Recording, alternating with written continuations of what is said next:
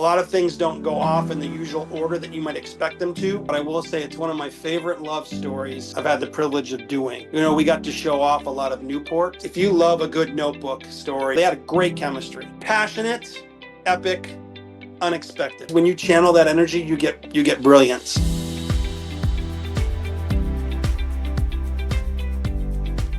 Hi, everyone. Welcome to the Heart in Motion podcast. I'm so excited to be talking today to Dustin Rikert. Hi, Dustin. Hi, how are you doing? I'm great. I'm so thrilled to be talking with you today about A Newport Christmas. One thing that people may not know, I got to looking at IMDb, and there are so many, your portfolio of not even just Hallmark movies, but Hallmark movies. It is, I think I've probably seen almost every one of them. So you definitely can speak when it comes to Hallmark movies, I would say. Well, thank you. Yeah, I guess you could say I've entered into that echelon.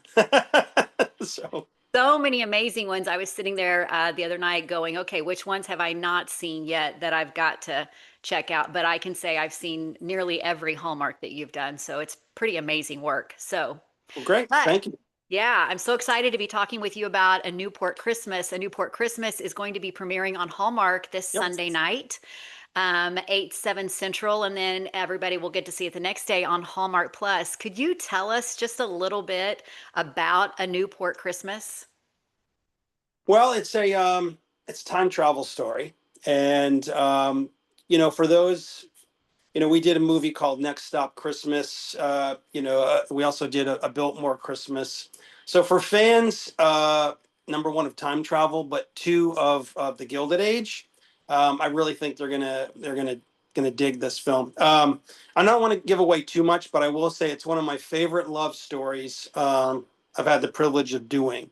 And there's a lot of reasons for that, but one of the biggest reasons are that the plateau of where everything happens and hits is very different than a lot of Hallmark movies.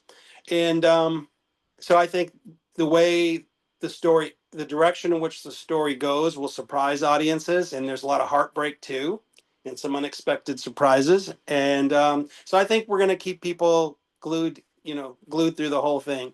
So it was very fresh for considering a lot of the projects that we do is very fresh in a lot of ways. I mean, can only do so many Christmas movies, but Hallmark is constantly, working with us to try to reinvent and come out with not just fresh ideas, but ideas that are going to entertain and inspire, but also, fit in the lane of what audiences have, become accustomed to and love. So, very much chicken soup for the soul still. Um, Absolutely. but yeah, I'm very excited about this. I got to work with one of my favorite actors, Wes Brown. And of course, there's Ginna Mason. She's amazing. We worked with her on the Rockettes movie we did a couple years ago.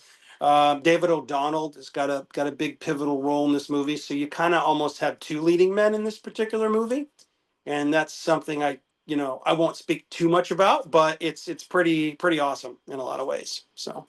So, what was that first thing when you learned about this project that really just kind of grabbed you that's unique given the amount of work that you've done with these types of movies? Well, so our company, Synthetic Cinema, Andrew Gernhardt and we actually developed this particular project. So this was one that we kind of pitched to the network, and so we developed it from the ground up and got to see it all the way through. And we always love it when we can do that, because I feel like, you know, we work hard at any project that comes our way, but when it's kind of one of your babies and you're able to see it through, you understand it that much more.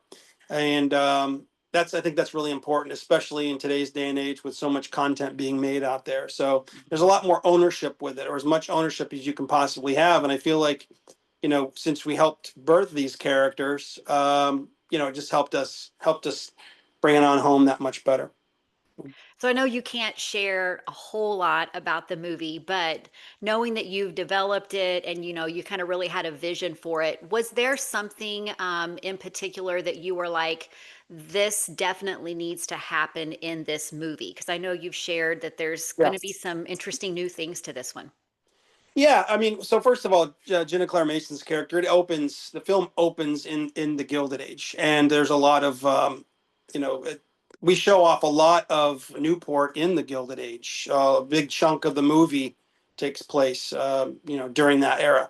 And she's kind of a woman kind of ahead of her time in a lot of ways, but you also see that her time is super. It's super important that she's of that time too. And again, there's so many things I can't really I can't really say, but it's important that she's of that time, Yeah. even though she's kind of ahead of her time. And then of course you have the dashing Wes Brown and David O'Donnell, who are both in the present. And there's a bit of a love triangle that happens, which is pretty cool. You don't see that as much. So Or if we do see it sometimes, it's like with the triangle, that third person, they're not even really an option. Is that okay to say? no, it's true. It's true. Sometimes I hate to call it a throwaway Yeah. character, Yeah. but that's not the case in this instance, Yeah. which is really interesting.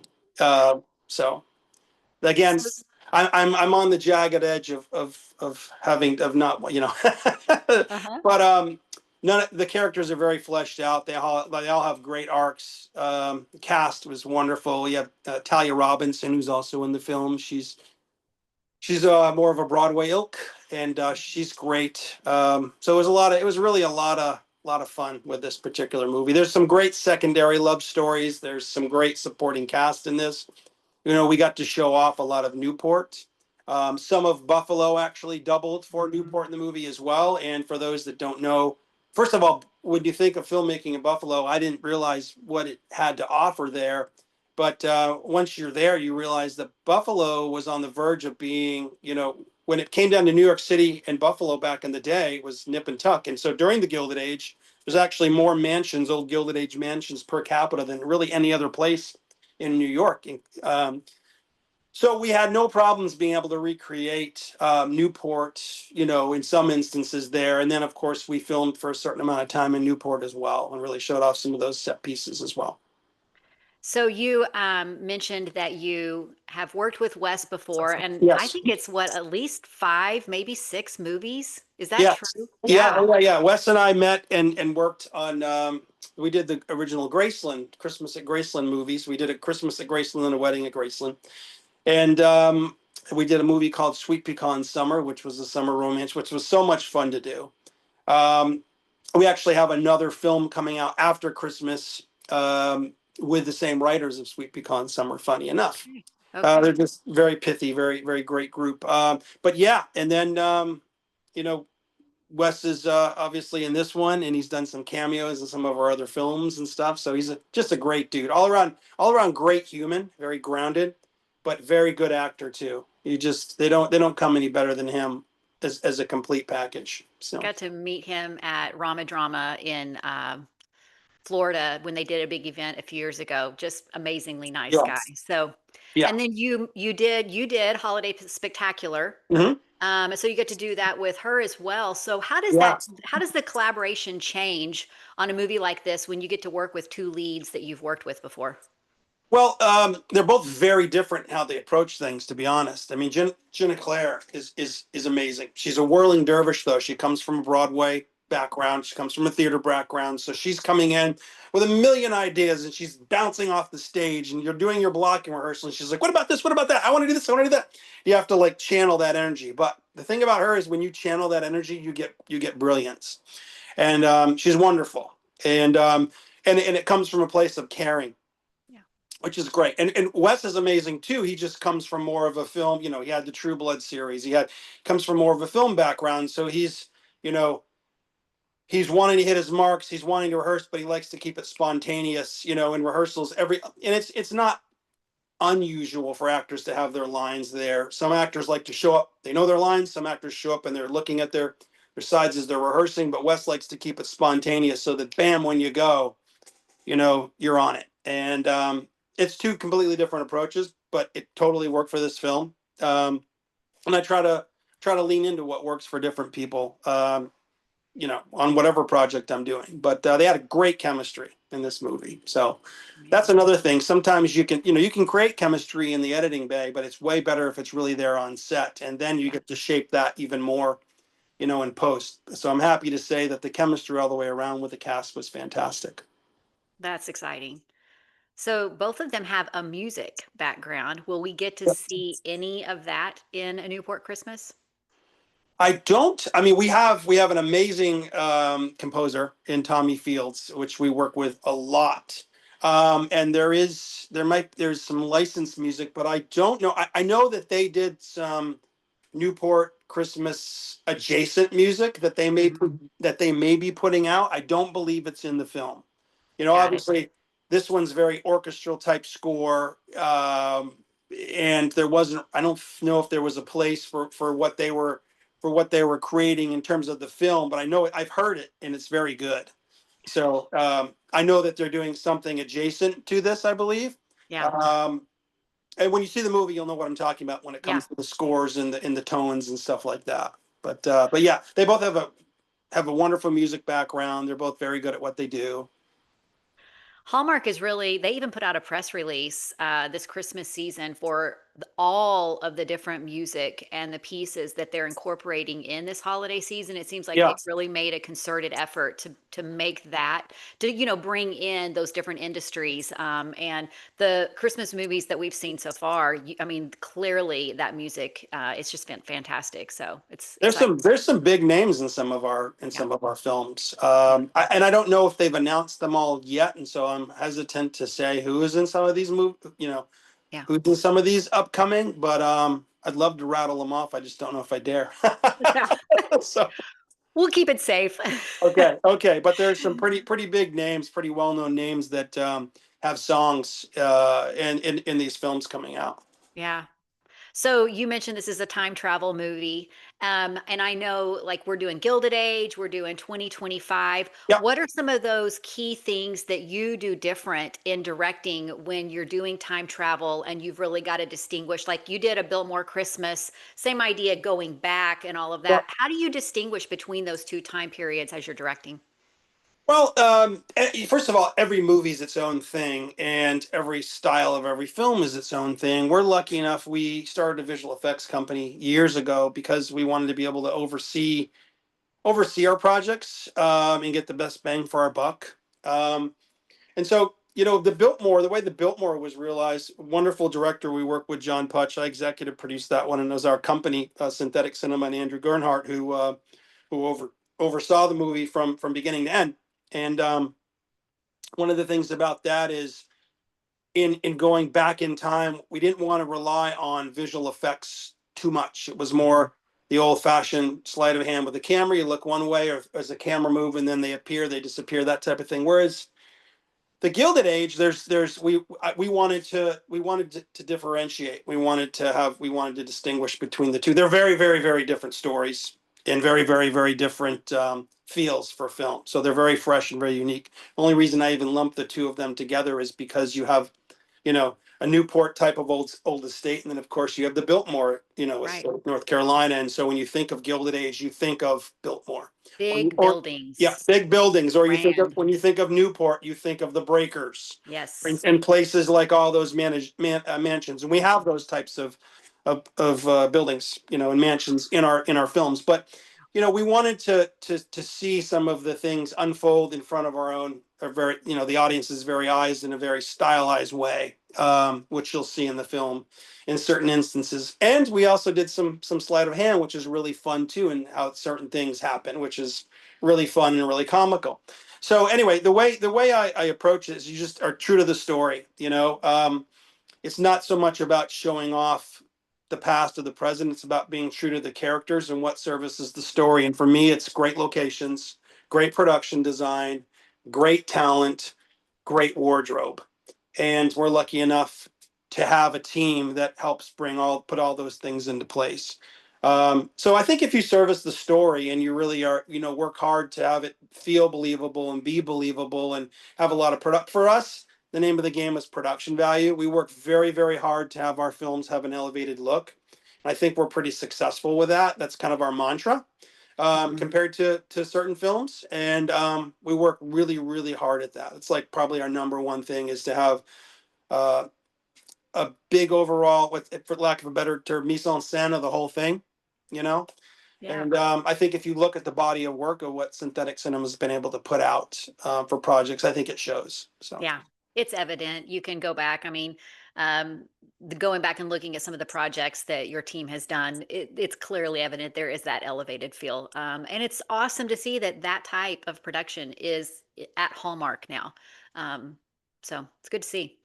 Well, thank you. Yeah. We're very proud of it. So, What were some of the unique challenges that came with doing a Newport Christmas?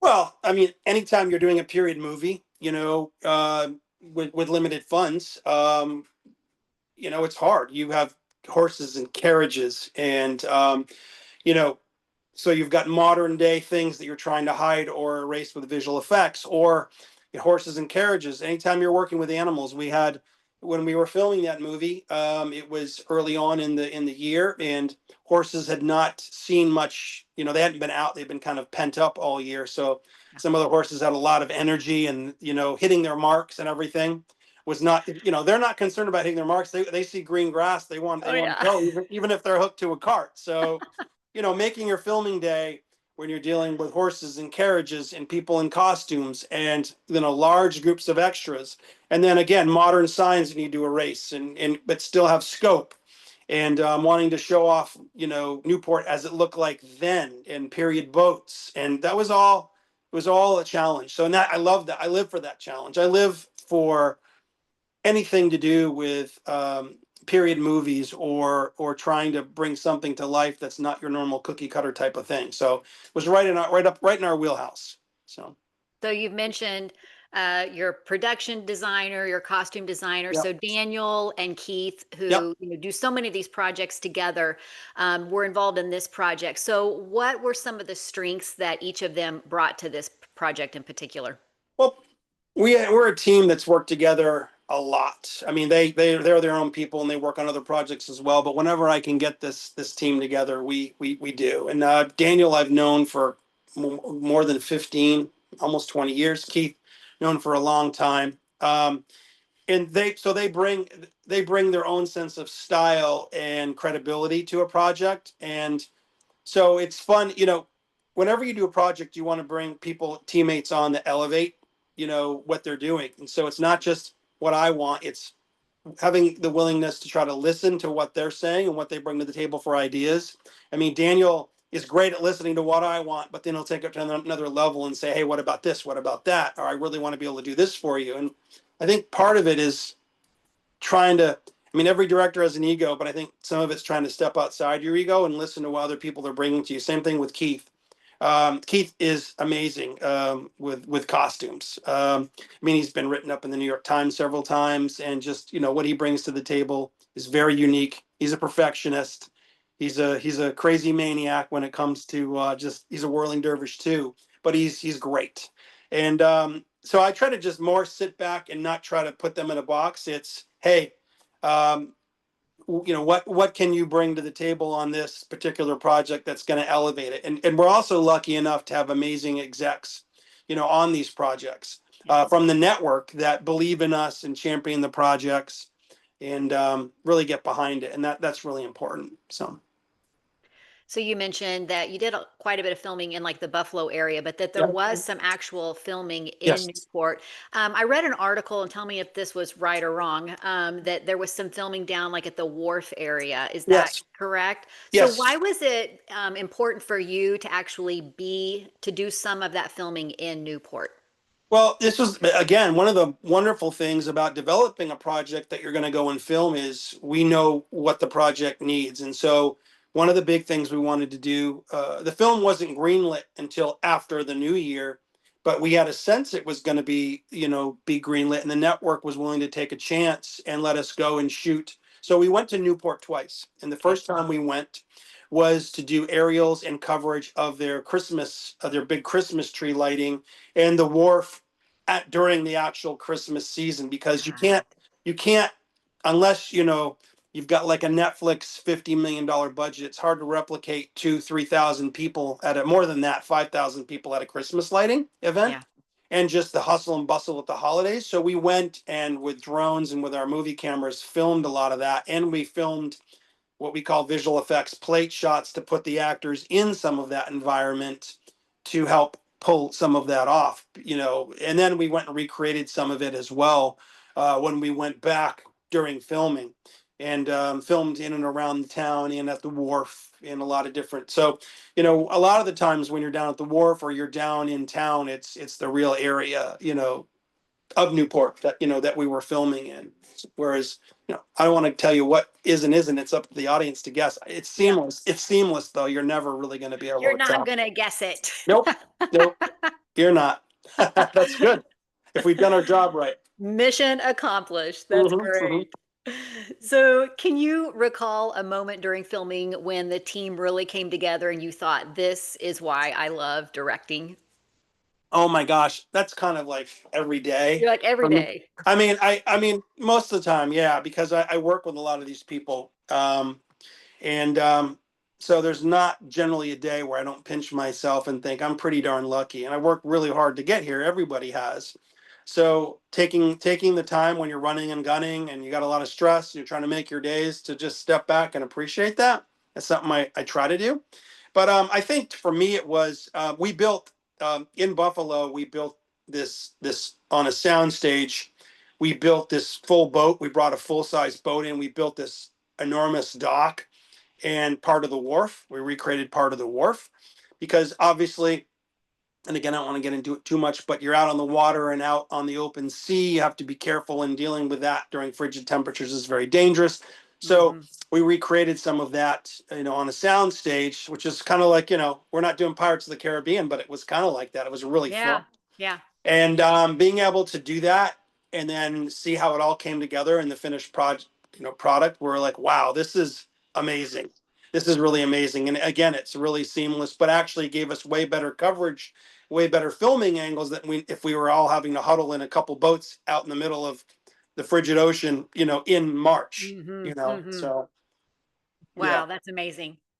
So you mentioned earlier, and I know we've seen this quite a bit lately, where Hallmark is so open to that boundary pushing. They still want to stay true to their brand, yeah, and we want to show up for a good, heartfelt movie. But I love that they're finding these ways to push the boundaries just a little bit to kind of get out of that cookie cutter type of a movie. So, yeah. is there something in this movie that you were really proud of when you were like, okay, we're going to push it just a little bit here and kind of stretch the boundary a little bit One without hundred. giving too much away? Well, that's the problem, 100%. But I can't really talk about that because Okay. that's what the whole movie pivots on.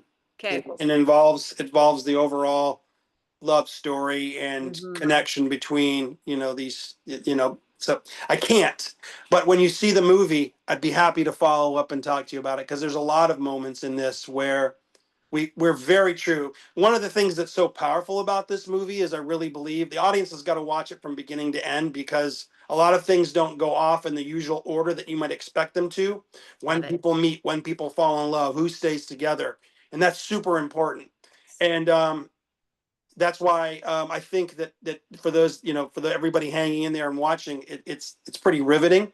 And again, I can't really speak much more to it, but I'm super excited to talk about it after. Yeah. So, Everybody show up for some boundary pushing on Sunday night, right? yeah, yeah. Well, when I say boundary pushing, it's still what Yeah. audiences want, but it's Yeah. it's just you're not, you know, you're not going to know. I have We a like a feeling. little bit of a I surprise. think there's going to be some hand wringing, you Yeah. know, when they watch this movie, wondering, are they going to be, you know, who's going to be Yeah. together, who's not going to be together, and whose Yeah. hearts are going to be broken here. It's pretty great. So You know, those of us that watch the Providence Falls series, similar experience where they've kind of got that love triangle going on, and you kind of feel like you know where it's going to go. But I loved that feel, how it just kind of kept you on the edge of your seat, like, okay, where is this really going to go? Versus so many of them in the past where you're like, okay, we know where this is going, so I'm here for right, it. right, and I think that when you watch it, you might think you know what's going to happen, but you don't. So Mhm. that's the goal at least. I So love it. So, do you have a favorite moment or moment you're most excited for the audience to see in A Newport Christmas? yes, the end. Okay. Stay till the end, right? Yes. Yeah. What about a heartwarming moment in the movie for you personally? Because I know Oh, you've shared in other yeah. podcasts that you're just a sucker for a good Hallmark. So, Well, there's a lot of heartwarming moments. Like I said, the Jenna Claire and Wes and David and all the cast, they bring the goods in this movie. And there's there's a bunch of gut wrenching moments, and there's a bunch of tear jerking moments. And so if you love a good Notebook story, or you love a good, you're going to have that with this movie. So That's a good way to describe it because that one was hard, you yeah. know. That's a great way to describe it. What about a scene that's going to stay with audiences for a long time? The audience. I'm just gonna say there's a dock scene that'll stay with the audience a long time. I mean, if you're again pulls at the Yeah. heartstrings, and kind of makes you feel a bit gutted, there's a dock scene that will pull at the heartstrings. Okay. All right. So, switching gears just a little bit, and we'll wrap with A Newport Christmas. But of all of the projects that you've done so far, and I often ask this question of directors because, this is going to air before the movie actually comes out. People are going to want to know about your projects. What's something that you're really proud of that if fans haven't seen, they should go back and watch over the next few days? Not counting, not counting the current movie we're talking about, You got correct? it. Yeah.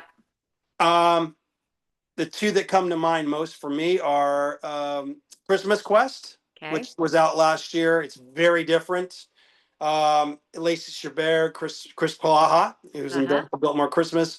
It deals with the Icelandic Christmas culture, so it's still very Christmas, but still it takes it's a whole different thing for Hallmark, and it was one of the most fun projects I've ever done. It's very Laura Croft Tomb Raider at Christmas, but Yeah. incredible chemistry, incredibly well done all the way around. And then next for me, it's Next Stop Christmas. It's going to take a lot for that one to get knocked out. That one's incredibly dear to my heart. And that was Christopher. I mean, if you love Back to the Future, Christopher Yeah. Lloyd and Leah Thompson, Yeah. and that movie, that movie I'm super proud of. And so those two films are way up there. But I'm proud of my complete body of work, honestly. Absolutely. Absolutely. Well, and you've covered so many genres and not even just Hallmark, but there's just such a variety. I imagine that, it's nice to be able to kind of switch gears now and then and Yep. change it up a little bit. One So of the hardest movies we did, though, was a movie we also did last year. Last year was a year of hard movies, called The Finish Line, and that was filmed on location in Finland. It's a dog sled racing good movie. one. Yeah. Yeah, It's a based great on one. yeah, thank you.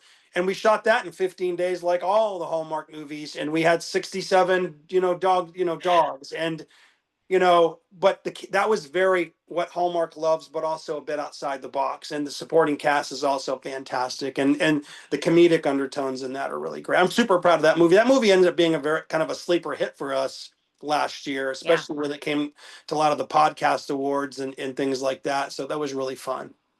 Well, and that one, you've done several like on location Yeah. about the story. Are those movies harder to do because of having to be there on location or just Well, based on what you're in some ways, yes, some ways, no. Being on location and being true to the location you're filming at versus having to cheat it, in my Mhm. opinion, is always better. Yeah. But then you want to make sure you're true to what you're doing. And then sometimes we pick projects, or we developed both of those projects that I was just talking about, Finish Line and Christmas Quest. So we're like, okay, here we are. We got our wish. The network is excited about it, and they're on board.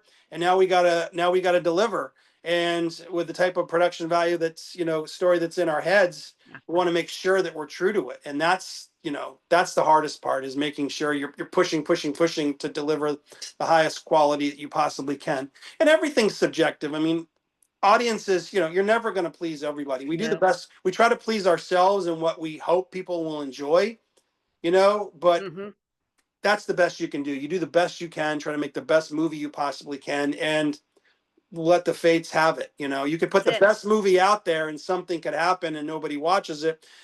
There could be a terrible movie on, but there's a snowstorm and everybody's watching, and that's how ratings work sometimes too, by Hmm. the way. There's That's happened actually a couple of times this year where there were some really movies that you could just tell they're going to be good movies. And then there was something in the world that happened that weekend. And you're like, yeah, oh, you just never yes, know. But yeah. Then that happens. There's nothing yeah. we can do about that. We just put the movies out there and let the fates. But that is one great thing about the app now, about Hallmark's Yes. app, is is it's there. You can go back. You don't have to, it's fun to watch it. There's nothing like watching a movie the night it premieres on the network, but the next day, as many times as you want, you can go back and you can watch that movie. And they've done a really good job, and they're continuing to build that platform. And Yeah, they're newer in that game, but they're doing a great job with that. And that's something that's really fun because you can go back and watch, or you can, have the app. A lot of people are cord cutting. It's just what's happening. And thank goodness that they've gone into that realm, because I think it's going to be absolutely. really important for them. And commercial free. Yeah. Yeah, exactly. You know? Okay, 3 words to describe a Newport Christmas. Oh man. 3 words. If you break the rules and go 4, nobody's gonna get onto you. Um,